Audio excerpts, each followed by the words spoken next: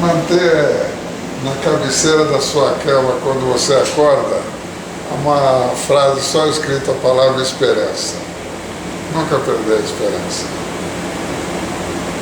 Você acorda de manhã e fala, esperança é o que eu tenho no dia de hoje. E você vai construindo o seu legado aos poucos.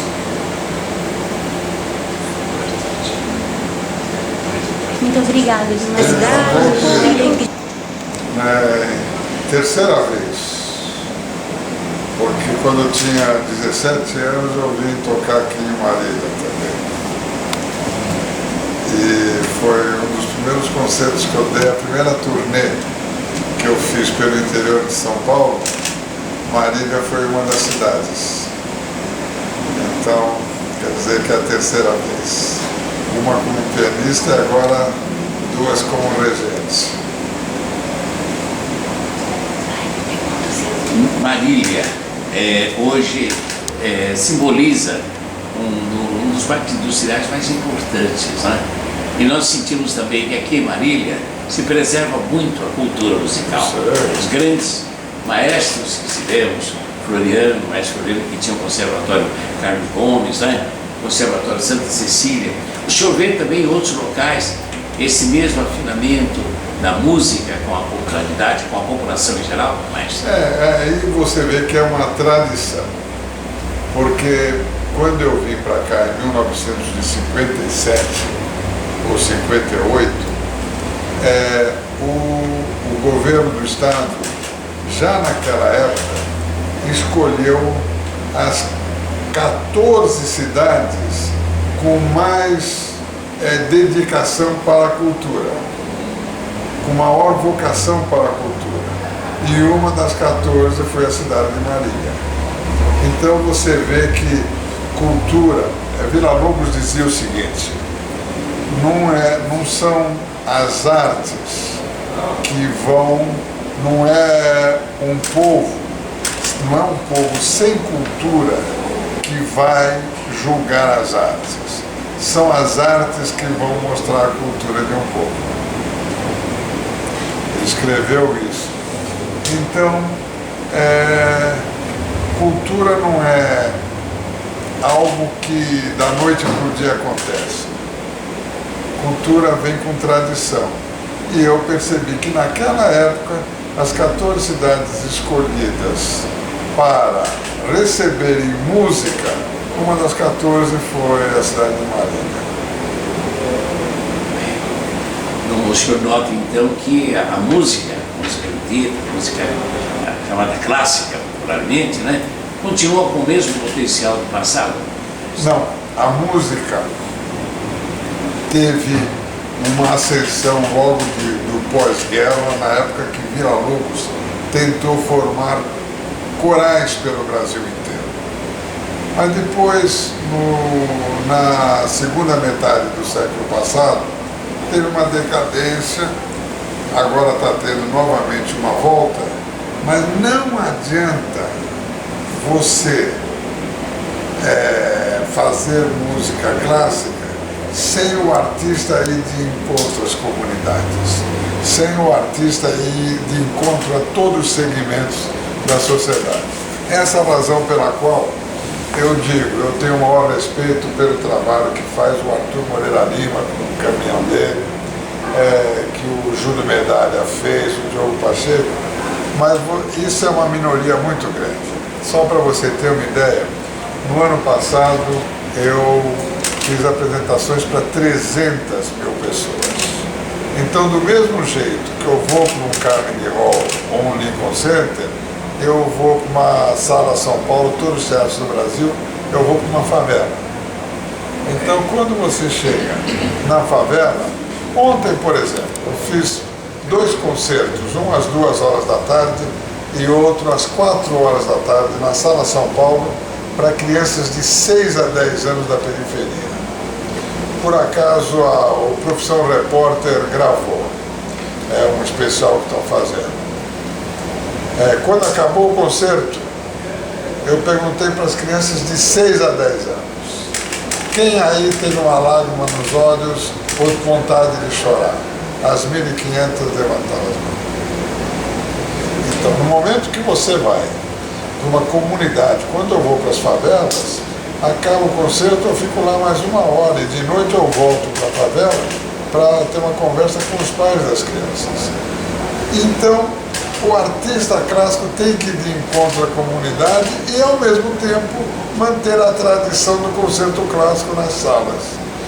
Se todos os artistas fizessem isso, música clássica seria como rock. Ontem eu cheguei para as crianças de 6 a 10 anos, 2 vezes 1.500 crianças, umas 2 horas da tarde e outras 4, no principal teatro do Brasil, que é a Sala São Paulo.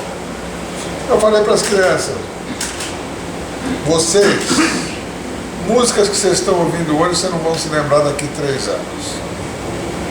Mas se eu cantar uma música escrita há 250 anos, o primeiro compasso, todas vocês cantam o segundo. Aí eu fiz pá, pá, pá, pá, pá, pá, pá, pá, pá, todos, tá, pá, pá, pá, pá, pá, pá, pá, pá. Eu falei, isso foi escrito há 250 anos. Então tem que ir de encontro, o artista tem que sair da Torre de Marfim. Na hora que se todos de ponta se conscientizarem disso, a música clássica estaria num outro patamar. Claro que nós estamos conseguindo os nossos resultados, senão a música clássica não estaria no sambódromo ganhando o carnaval. Senão a música clássica não estaria Vila Lobos, à 00:15 do Réveillon, eu com a Baquiana Filarmônica SESI SP, tocando Vila Lobos à 00:15 para 2,5 milhões de pessoas e com a imagem indo para 115 países. Mas todos têm que fazer isso, não basta só 3 ou 4. E nessa experiência que o senhor tem tido com favelas, como que o senhor percebe que a música pode mudar a vida das pessoas? O senhor acha que muda? Não preciso falar muito. Cheguei numa quinta-feira no trabalho social na FEBEM Fundação Casa. A atual Fundação Casa, que eu faço nos trabalhos comunitários na Fundação Casa. Quando eu cheguei, um pai veio com um filho e falou, meu filho teve a liberdade na segunda. Ele pediu para ficar preso mais 3 dias para falar obrigado para o senhor. Esses mesmos jovens da FEBEM deixaram na portaria lá de casa uma carta escrita no Natal. Feliz Natal, tio maestro, a música venceu o crime. Preciso falar mais? Exatamente. Agora, uma perguntinha, a questão dos músicos, não é? A gente nota que grandes orquestras, mais assim de músicas populares, como o Silvio Mazuca e etc., tiveram dificuldade em congregar músicos, não é? Porque para ser músico tem uma dedicação muito grande, não é, maestra? O senhor tem conseguido também aliar bons músicos, bons violinistas para a sua orquestra? Eu peguei primeiro 30 jovens de 15 anos de idade, falei para eles, daqui 3 anos eu vou colocar vocês no Carnegie Hall. 3 anos depois eles estavam no Carnegie Hall. E eu não anunciei que era uma orquestra jovem, eu juntei 30 e poucos jovens e 30 e poucos profissionais e mesclei. Os jovens tocavam com os professores deles. Hoje, a Baquiana Filarmônica, hoje devem estar aqui, eu acho que uns 20 desses jovens, hoje são profissionais, por causa só de uma teoria. Para fazer música tem que ter a disciplina de um atleta e a alma de um poeta. Na hora que tem as duas coisas juntas, e agora vou formar 1000 orquestras no Brasil, de cordas, em 10 anos.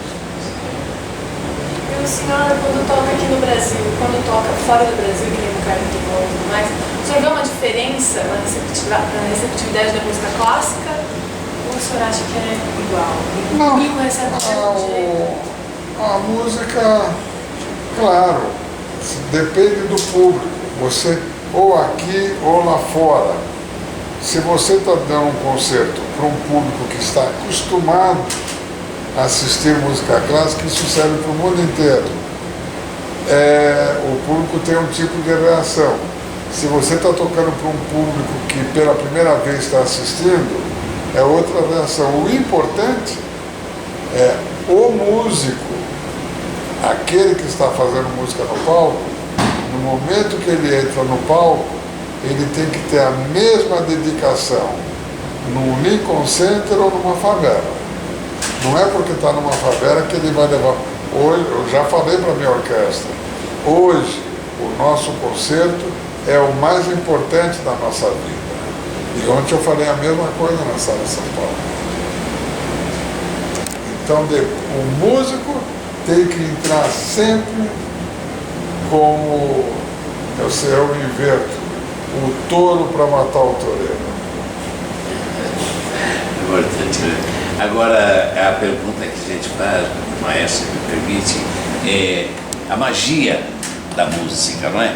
A gente tem lido muito, então vem aquela pergunta, o que tem a música, né, de segredo, e consegue contagiar, e consegue passar séculos, né, como Beethoven e tantos outros do passado, 2, 3 séculos, né?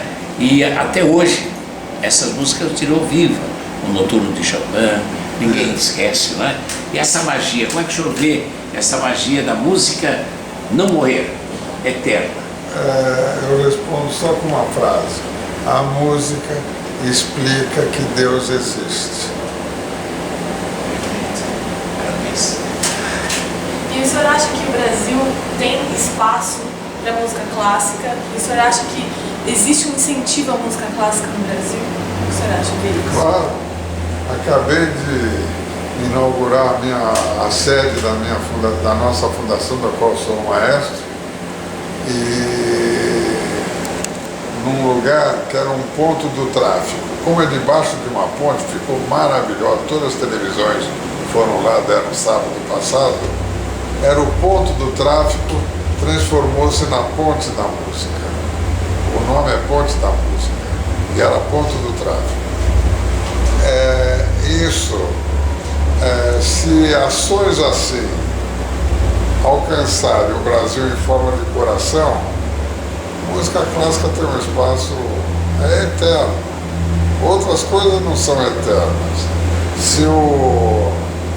Se chegar uma nave da NASA em algum planeta, tenha certeza que vai um CD de Johann Sebastian Bach e Beethoven para lá também.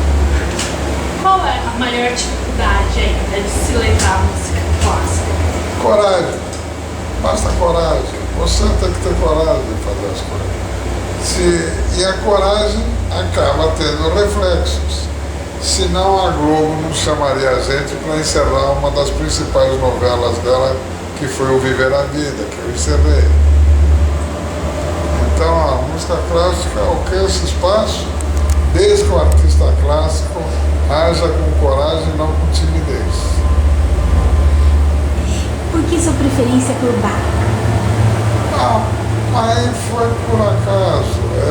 Com 8 anos eu comecei a estudar, 6 meses depois eu ganhei um concurso tocando obras de Bach e ficou sendo a minha cachaça. Parabéns. É uma pergunta assim que nós, leigos em música, a gente se pergunta. O comportamento humano diante da música, não é? Se nós tocarmos uma música alegre, festiva, todo mundo ri, todo mundo brinca, pula, dança. Mas se toca uma música clássica, um Noturno de Chopin, uma Ave Maria de Gounod, a pessoa se retrai e passa a ficar meditativa. Essa mágica de contagiar o alegre e ao mesmo tempo, não vou dizer o triste, mas o melancólico. Porque a música tem um segredo. Ela atinge o físico e quando ela quer atingir a alma, ela também atinge a alma. Então qualquer atividade que pode atingir tanto o físico como a alma, ela abrange tudo. Exatamente. E o senhor se detém em qual parceria nisso? Nas músicas assim mais melancólicas? Não, eu faço hoje você vai ver coisas alegres, coisas vigorosas, coisas líricas, coisas de emoção. No final o pessoal vai estar entusiasmado. E você Desconfio, não sei. Cada vez, né? Você resgata a música brasileira também, né? Saudosa Maloca, o Danilo Barbosa e tantos eu outros, gosto. né? Nossa identidade cultural. A nossa história está ali, né? E Villa-Lobos foi o nosso compositor maior. Parabéns, parabéns. Agora, nas músicas assim, permite o termo, não sei se seria adequado, profanas, né? Se consegue muitas vezes transformar em músicas, como o senhor fez, vocês em Marília, né? Essas músicas populares que a gente brinca, né? Mas conforme a orquestração, ela se transforma. Claro, hoje mesmo vocês vão ouvir o samba da Vai Vai, que ganhou o campeonato comigo no ano passado, orquestrado de uma forma clássica. Ele é muito inteligente, ele me lembra o Edgar lá As suas perguntas são muito boas. Ele é o nosso decano do rádio. Eu sou filha do sistema. Cheguei antes, só isso, né? Então a gente chega antes, tem um ditado que diz que o boi esperto bebe água limpa, né? Então eu cheguei lá rapidinho. Mas a gente acompanhou muito as grandes orquestras, Mazuca, naqueles bons tempos que as danças, né, faziam parte da sociedade, nas domingueiras, né? Então, tirar mocinhas para dançar, né? Aquelas coisas todas, né? Então a gente era naquele tempo em que a música realmente ela tinha uma parte muito boa. Maravilha.